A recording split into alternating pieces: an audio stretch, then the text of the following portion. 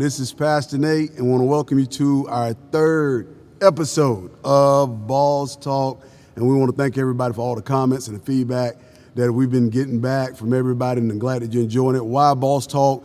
One of the things that there's so many people who are entrepreneurs, who are hoping to own their own business, all types of things, and you may not have the opportunity to go back to school to get your MBA. And so what I feel like one part of my responsibility is, as a connector, is to connect you to as many people as I can who are bosses in their field. Now, you may be saying, Pastor Nate, does that mean I have to own something? Boss, in this urban culture, we say boss up, man up.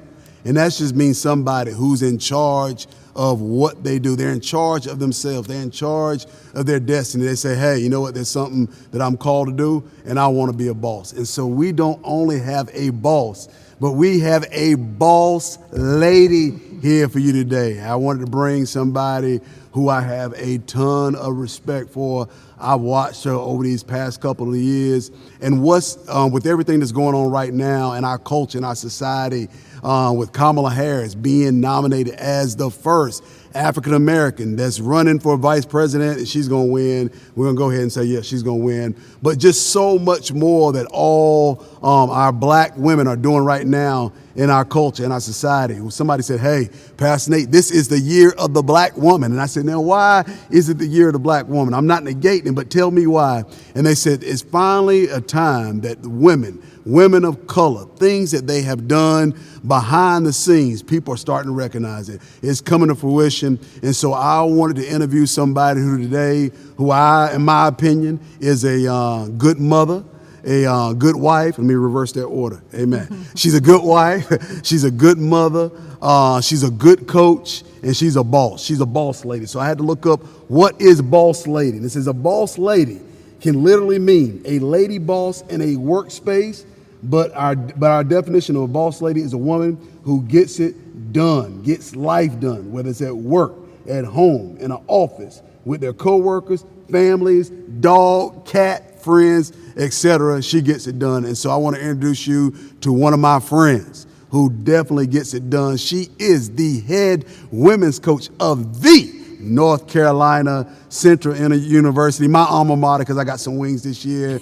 But I want y'all to meet Coach Trisha Stafford-Odom. Coach, how you doing? I'm doing great. It is an honor to have you here with us this evening. And I wanted you on here because I watched you over these past years. I stalk you on your social media, and you do a whole lot of things, just kind of like my wife does. She's a mother, she's a wife, she's a operator at a gym, but you are able to do it at a high level, which is why I want to interview you today. And with women of color in our culture and our society right now, like Kamala Harris, like Auntie Maxine Waters, right. All these women of color who are wanting to be entrepreneurs, being business owners, and one of the questions they may have, man, how can I do it all? How can I balance all? Can I be good at doing this and still be a good wife, a good mother? And I've seen you and I watched you, and in my opinion, it comes across as you do it all. I think one of the reasons why I'm confident in saying it does, because I see your husband. Right. And I watch him, and then I watch your boys. Mm-hmm. Your boys are glad to be at games here.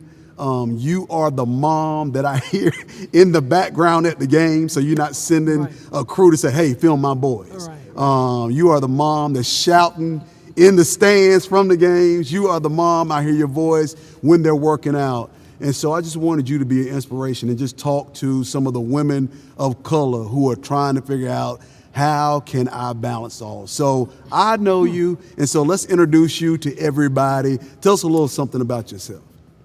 It's a great introduction, and I'm trying to look around and see. Are you talking about me? I'm talking about you. But I appreciate it, and I'm excited to be here. And as Ms. Champ knows, it's not easy, but it becomes who we are. Mm-hmm. We don't even second guess, what we have to do in the tasks of the day. We just get it done. Right. So I'm Trisha Stafford-Odom, born in a little town called Los Angeles, California.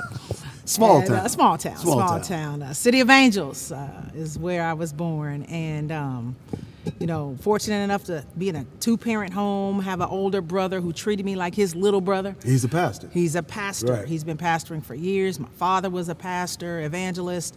So I grew up a PK, preacher's kid all my life. That's all I know. And I just had responsibilities that I enjoyed doing. And not only did I do them, but I was competing with my brother all the time. It seems a healthy competition. But, I wanted to come in first. And I think that's something that as an adult, I've learned if I'm going to do it, and my mom preached that, don't have to do it 2 times, but do it right the first time. Right. So as an adult and all the tasks I have to do right now as wife, mother, friend, auntie, counselor, coach, try to be the best at it. Now, when you said you and your older brother, I go back and I think, and I'm not sure the ages of the other 2 people who are kind of famous, who come from California, Reggie Miller and Cheryl Miller. I knew you were. And I saw this interview, and she was saying that, Reggie came in one night and said, hey, I hit 48 points. And she's like, Reggie, did you? Oh, man, that's good. How many did you hit, Cheryl? No, you're 50 points, Reggie. That was good. And she hit 100 points that night. She sure did. And so was it like that with you and your brother? It was like that. We were each other's biggest fans, but at the same time, we felt like we were setting the bar. The bar got higher and higher every night. After every game, after every workout, the bar was set higher and higher. And so the goal was not to be under the bar, but to leap over the bar. Now, you're very modest. I thought you were going to say some things that you did not say, but I'll let everybody know you did go to Cal Berkeley. Yes. Which is a very prestigious educational institution. It's probably still the #1 institution publicly. Right. So it's big you're time. a good student. Yeah. And then you had to be a good ball player. Right. But you also played in the WNBA. I did do that. Now, what year after the inaugural season did you play? Year 5. Year 5. So I came in the WNBA year 5. I was in the ABL first, which was a league called the American Basketball League, which started first. Okay. And it was the traditional basketball season, whereas the WNBA was summer months. Okay. So I did that first. But the WNBA, it was like 2001 through 3 or something like that. I'm telling my age right now. But it was something that I wouldn't trade. And I know I had to earn it being there, and I did it. How was the experience as being one of the pioneers? Because we look where it is now, and you can name people from all these teams. Like, how was it being one of the pioneers of that league? It was something that you appreciate later. Because when I came in, I think it was year 5, like I said, I came to the Houston Comets, made the team as a free agent. Is that who you played with? Played with the Houston Comets. Did you? And they had won 4 championships straight, 4 chips in a row. Yeah. Cynthia Cooper, my homegirl, my brother married her, as a matter of fact. So I've been knowing Cooper forever. She used to be at UNC Wilmington. Used to be at Wilmington coach, but LA girl, Watts, as a matter of fact. But 4 years they win the chip. I come year 5, finally make the team. I'm like, I'm about to get this ring, and we don't win the chip. But I'm there year 5 with the history and the foundation of the WNBA, and there's nothing like it. The crowds were for women's basketball. We had some crossover fans, but for the most part, the Houston Comets and all the teams in the WNBA, we had our own fan base. And it's big time. It's not like it. I was like a mini superstar out there. So Now, cool. with being in the WNBA, because I know some of the salaries are not comparable to the men's. Did you work? Or all of all the of salaries? them. All of them. Okay. Did you play overseas in off-season? You did? I did. Where's the place did you play? I played Italy, Israel, Spain, Brazil, Puerto Rico. So I got the whole spectrum of experiences through basketball. Right. Opportunity to do something that I love and get paid to do it while on mini vacays. It was nothing like it. Right. It was nothing like it. My husband and he wasn't with me the whole time I was overseas, but he would always have a place to come. Always look forward to it. So he's been everywhere I've been, and it's been lovely. Now, what year did you get married? 99. May of 99. So just finished 21 years. Conversation now, what does your husband do? He is a district supervisor for corporate Honda, American Honda, like the corporation, Torrance. So how was it with you, what you're doing, this professional basketball player, and somebody who has a very good job that's also time consuming. What was that conversation like as a woman of color? Not yet, I'm sure you hadn't coached yet. Correct. And so, having to work out and stay in shape and get up shots, and then how did y'all balance that? What was that conversation like? The conversation is continual. 21 years of marriage, and we still have to discuss and talk about the needs versus the desires and the wants. And I have to always prioritize making sure, a wife, a mother, and put those things in order, then a coach and all that other stuff. But for the most part, Dwayne, he was a professional athlete as well. He played football at Cal. He got the opportunity to go into San Diego Chargers I did not know as that. a free agent. He was there for a minute, got cut. Then he did the Canadian Football League for like 3 years. So he knows what an athlete is. Okay. It's not like we're from different Do you worlds. think that helped? Absolutely. Okay. Absolutely, because he understands if I have to be in the gym with men, or he understands if I'm on the phone call late with a recruiter player. He gets that. So, that's a lot of self-confidence with him, but it's also the background of understanding what it all entails to be great. And I'm not doing it just to be all right. I'm trying to be great at it. Right. So the conversations early in our marriage were basically him appearing very sacrificial, saying, hey, do not stop what you're doing. Continue your career. I'm here. I'm supporting you. I'm right here with you. Do what you do. I didn't marry you to stop what you're doing. And I think that's important. And I got a man that didn't say, all right, you need to shut this down, because it wasn't going to get shut down. Like, that's what I was doing. Was there any time, just with you growing up in a two-parent household, was there any time just the traditions of the traditional home? I tell guys now, hey, you marry a woman, they're doing their thing. It's not like back in the day. I was telling somebody growing up at 5 o'clock, once my mom got at home, we didn't have computers and phones like that, so everything was shut down. Oh, yeah. And so if you are marrying a sister, in this time, they're doing their own thing. Is there any thought that you had at all that, okay, I'm doing this, I'm married, but I have this dream, I need to taper it down or shut it down? Or I think that probably contributed to me eventually doing my unofficial, ethnic retirement from the WNBA. Okay. I got some injuries and all that, but at the end of the day, we had been married like 5 years or so, and still been separate places, and felt like conjugals sometimes. But after a while, I was like, okay, I'm ready to start the family, but never because of the pressure or influence of my husband. It was just me feeling like it's time to be a little less selfish. Okay. Or should I say more focused on us and understanding, let me do some sacrificial stuff. And he's been patient, never pressuring me. That's and cool. Time to give now. So how do you taper that moving into, because I know a lot of times you can have, and we're primarily talking about women tonight. I wanted women to meet somebody I consider a professional whose job is very time consuming. Right. So when you said you made that switch, like what things did you have to do different? I had to And still be good at your craft. And still be good. That's a great question. I had to give up sleep hours. Okay. For the most part, I had to fit in Trisha time. I call it TSO time. After hours, after I committed to being a wife, Right. and eventually being a mother.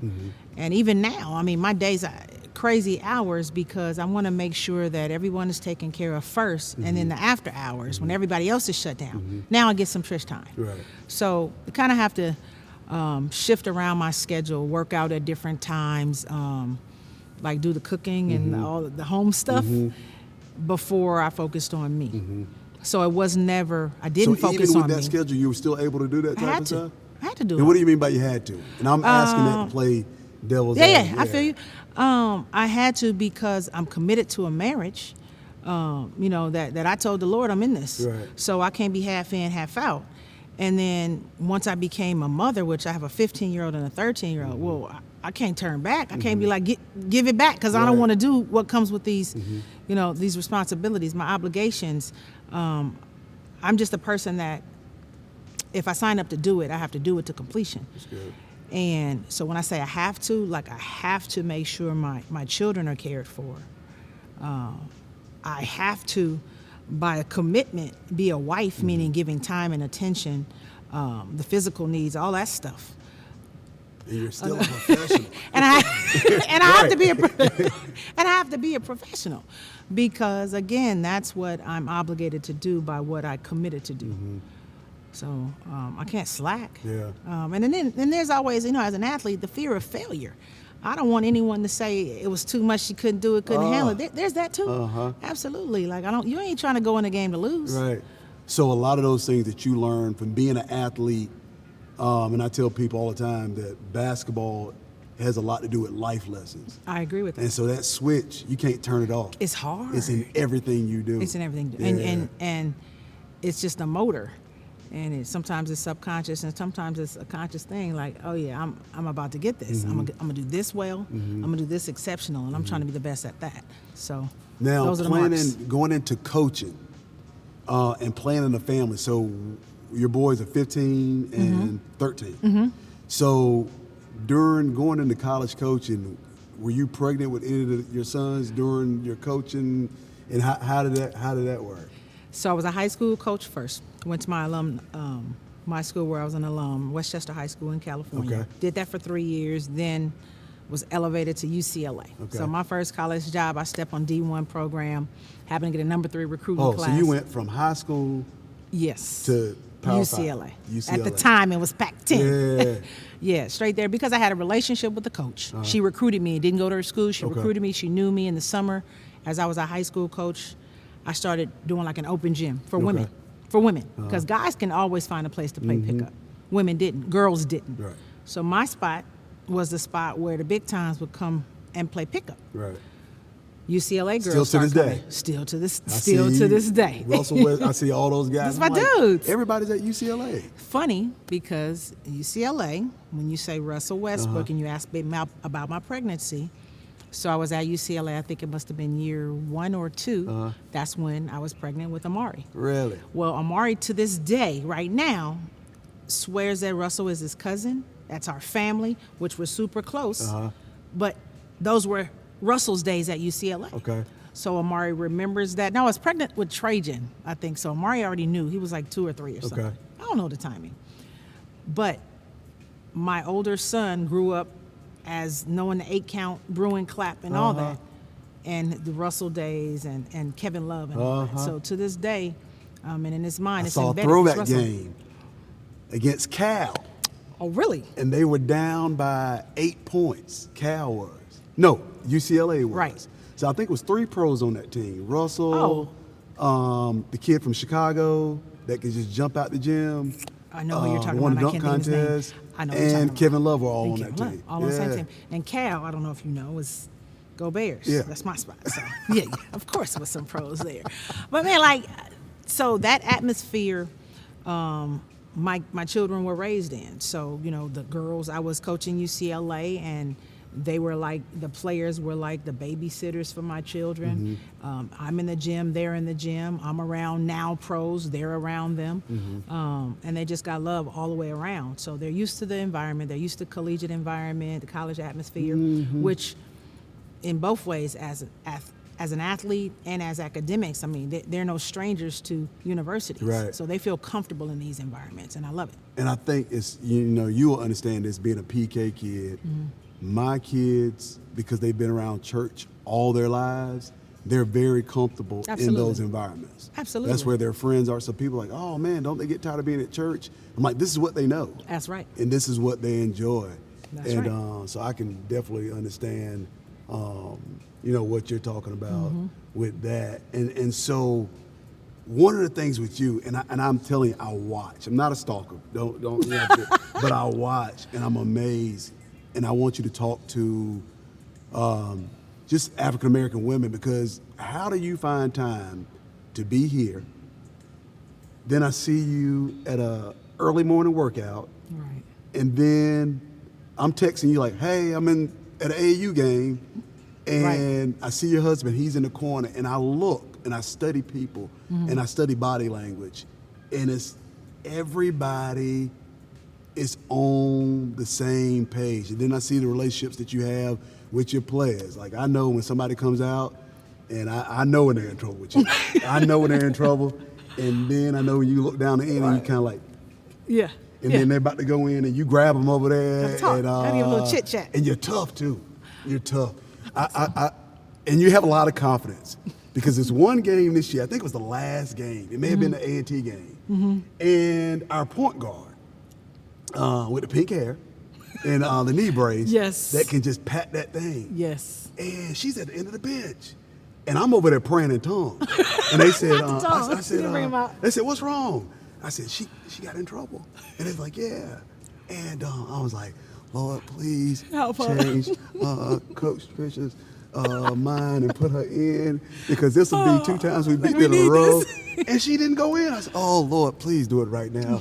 Please. And you didn't budge. You didn't budge because you had a standard that was set for the team. And I was like, well, can't we talk about it tomorrow? Tomorrow. Because we're up by 10, and they made a comeback, and you didn't like, hey, you look all past it.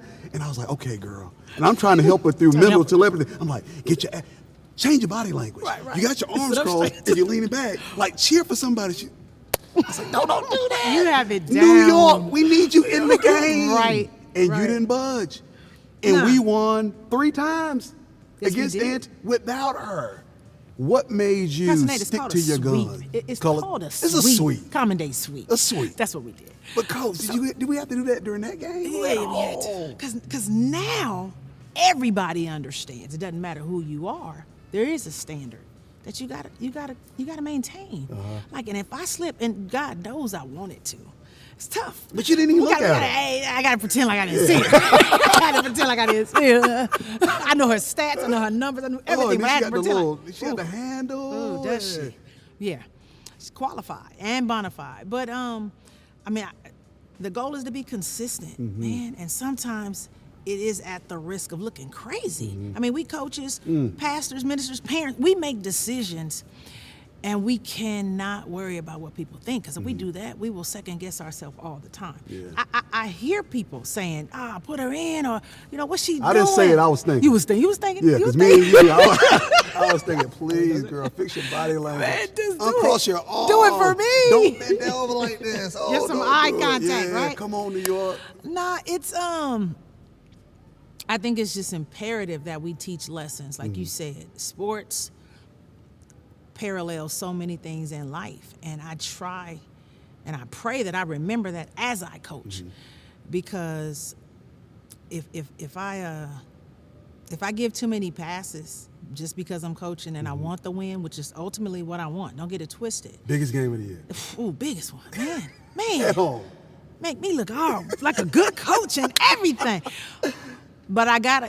There's twofold. There's a lot of things to it, but I'm gonna go with twofold. Okay. But teach her, because she has to learn. She's about to be a senior and get out and move in the real world. How did Coach Trish help her, third person, to prepare for real life if I allowed her to get away with whatever? She was a senior. She was a senior. She was a senior. However, she didn't play her first year because of injury, and hallelujah, she's coming back. Is she? Yes, sir. That was a decision of the staff. See, my prayer would have been different if I thought she had another year. But you didn't know. I thought her. You prayed what your heart wanted to pray. Yeah, I did. Oh, man. She's coming back. But I really think this is a great example, because I think now she's going to be a different person in her senior year than she was. She's going to understand it's not about her. And then the other 15 people on the court will understand it didn't matter. Coach Trish wasn't playing. She's probably one of our best players, but if she doesn't meet the standard, or she's not disciplined enough to do what we're asking to do for the benefit of the team, then she can't get what she wants. So what was the conversation like after that game? A big win like that. Was there a conversation, if you don't mind me asking? My director of basketball operations person is over there, and she knows it was a one-sided conversation, because I let her have it. Okay. Oh. So you saw her body language? What? Did you? Did I? And the fact that later on I got the feedback of what everyone else saw. So I would have played myself had I ignored all the things that I didn't think she did right, or as a team player, and said that doesn't matter, put her in a game because I'm trying to win. So it shows me that I don't have integrity all the time. I mean, She's I'm gonna trying help to us keep it next standard. year. Oh, she's going to help us big time. New York. I don't even know her name. I just call her New York. That's the DC. No, it's Yeah, DC. DC, that's right. With the pink hair. With the pink hair. Yeah. That's a DC And chick. she got So some swag, she too. got a lot of Yeah, swag. a lot of Confidence. She's pretty confidence. deceptive, and I think she's going to turn out to be a leader. Now, she can tell the story to the new kids that come in and think just because they balling, they can act how they want to act. No. Now I have somebody that can vouch. Yeah, it kind of doesn't matter. Yeah. Get right. But what I'm thinking in situations like that is not at that moment. I'm thinking about, I got a bit of an attitude too. Like, you need me to get on the court. Like, you're not finna cut the fool and you still get what you want at the end of the day. Right. So I got to be mommy. I got to be coach. I got to be the adult in situations where I want to be the kid. But I don't know. I have to be the bigger person and wiser. So. And I'll let you get out here on this one. A Cali woman. And but you know, our church being Now Church, where you're right now, affects you every day. And it was something to find out that the theme for your team was year one or this year? It was year one. Year one was Now. Tell me a little bit about that. No opportunities wasted. No opportunities wasted. There were other things that went along with our thought process, but now we're coming in to change a culture. Culture change, it's gradual, but the desires of my heart and my staff was that we came in and made an immediate impact to change North Carolina Central, and to bring some quality and pride to the women's program. To return some of that pride to the women's program. And it's just like, why wait? Man, what are we waiting for? Tomorrow is not promised. I mean, we know in the news and everything we see today, we don't know. I mean, people say, see you tomorrow. Man, hopefully we see you tomorrow. But nothing's promised. And our thought was to make change and set a precedent right now. Right. And I right think now. right now, because to wait shows that there's no sense of urgency. Perhaps it tells that you're not on the same page, or perhaps you're fighting the ultimate vision and ultimate goal. But when somebody's ready to roll, when the bus comes, you jump on the bus. Yeah. You jump on the bus and roll with them. There's no time to be hesitant and indecisive. If we're gonna do it, let's do it now. Let's get it done. Yeah. What are we doing? Right. I mean, we all know what we're trying to do, so let's get on the same page and not waste any opportunities. So. Yeah. So how do you feel being a black woman? I was black for 20 years. I still use. I feel great. Yeah. With everything that's going on with black women, they're so dope. You know, how do you feel with the vice president nominee and Maxine? How do you feel as a black woman? I feel so empowered. And let me just tell you, and take a moment to say, you got one of the dopest black women ever. I did all right for myself. She dope. You did great. So I commend you on that, that union. But I mean, I just feel great. I feel like I have everything to owe to my mother, Catherine Stafford, strong black woman. I mean, she stood in the test of times forever as a pastor's wife, as what a wife has to deal with, and sacrifice some family time as a pastor's wife. So I've seen that. I've seen her be just with such class and elegance and integrity, and also just being forthright with what she had to say, all with a smile on her face. So, I mean, I got that from my mom, man, being strong. My mom always said, aim for the stars, even though you might hit the top of the tree. There's so many things she said that I find myself regurgitating to my children right now and my players. And being a black woman right now is something that I would think most people secretly want a day of being. You know, I want to be a day in the life of, because most people can't fathom how we still are so strong. We still carry ourselves with such pride because they've seen the things that we've had to suffer through, the loads we've had to carry, and they've witnessed our hearts be broken with the many deaths and losses of our sons, nephews, fathers. I mean, stuff like that. So to be a woman, it leaves us being sometimes the heads of household, figuratively.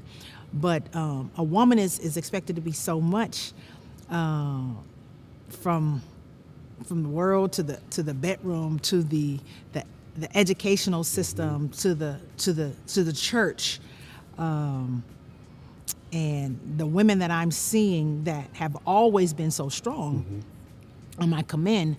But I also, like you said, I want to talk about the aunties who've been doing it forever, who now it's coming to fruition and it's being exposed. So we see what we're doing, but we've been doing it for a lifetime, man.